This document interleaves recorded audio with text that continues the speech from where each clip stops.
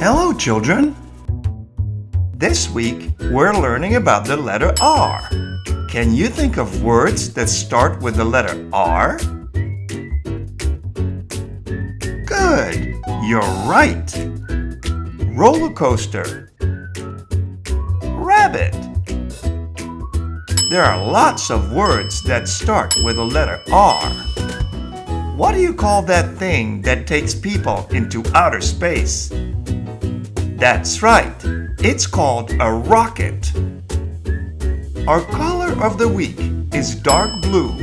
What kind of things can you think of that are dark blue?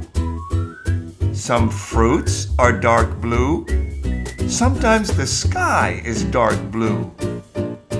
This week, our number is the number 17. It's very easy to draw the number 17. And we are also going to write the word 17. See, that was pretty easy. Our shape is a heptagon. It's called a heptagon because it has 7 sides and 7 angles. Let's count them together.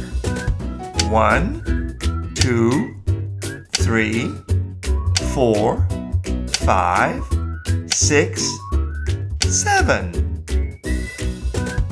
Our sight words are that, there, up, we.